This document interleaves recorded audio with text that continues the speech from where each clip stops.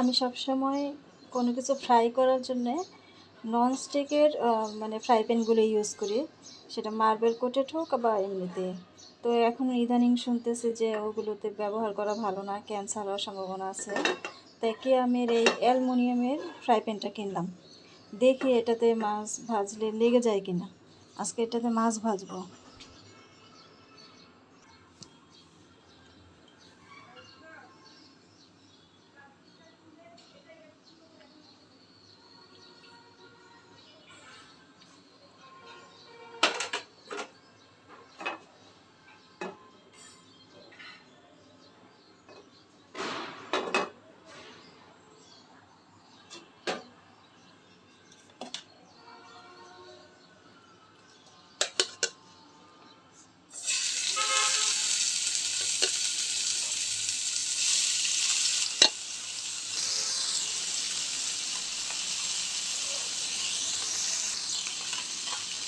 একটু উল্টে দিয়ে দেখি যে লেগে গেল কিনা। না, লাগেনি। এটা একটু লেগেছে।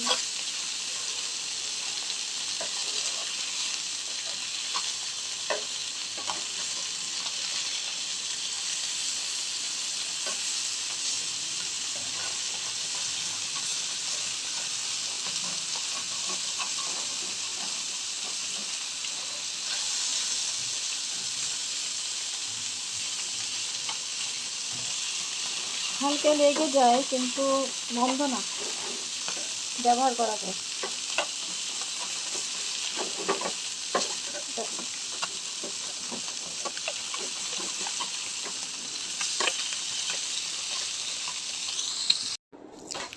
এখানে সবজিগুলো একটু ভেজে নিচ্ছি হলুদ এবং লবণ মরিচ মিশিয়ে।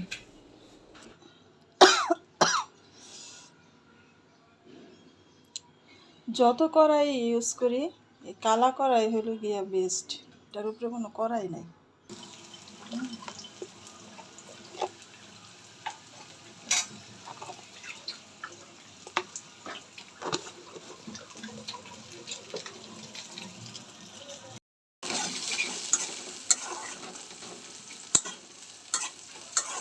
পেঁয়াজটা একটু ভেজে নেব নরম করে, তারপর আদা রসুন পেস্ট দিব।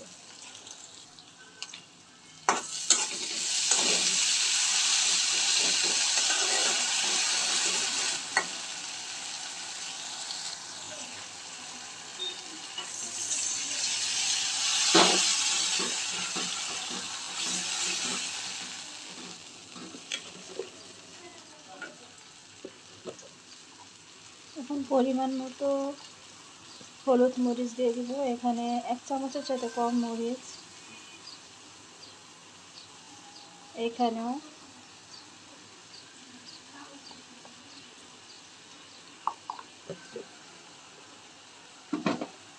মশলাটা হচ্ছে কি আসলে যে যেমন খেতে পছন্দ করে।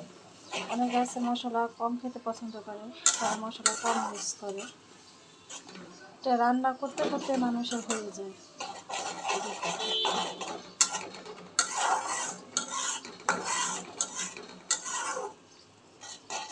এখন তো সবাই স্বাস্থ্য সচেতন, মশলা কম ইউজ করে। মশলা থেকে এরকমই যে তেল যখন ভেসে ওঠে তখনই বুঝতে হবে যে মশলা ভালোভাবে কষে গেছে। মশলা যদি কষানো ভালো না হয় তাহলে কোনো তরকারি মজা হয় না, গন্ধ গন্ধ লাগে। আর আমি এখানে আলু বেগুন এগুলি হলুদ মরিচ লবণ দিয়ে ভেজে নিয়েছিলাম, সেটা এখন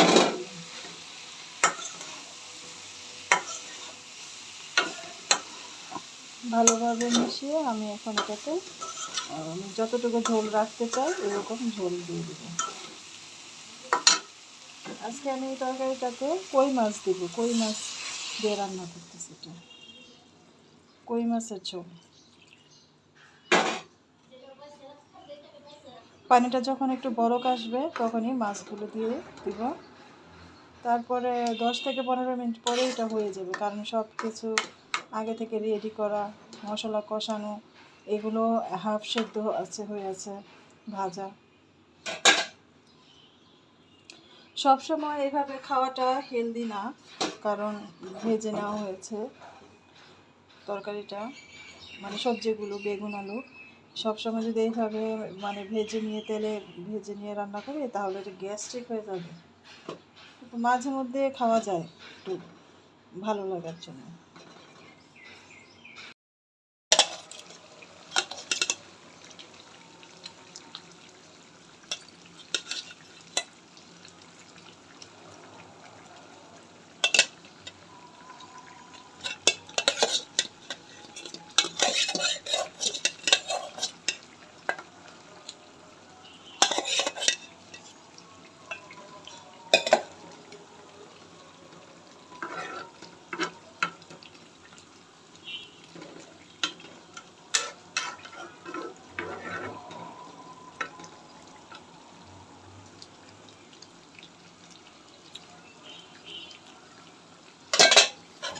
লবণ ঠিক আছে একদম,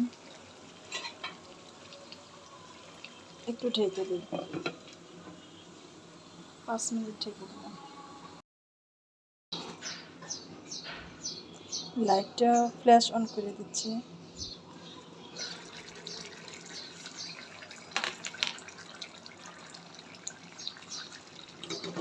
হয়ে গেল আমার কই মাছের ঝোল।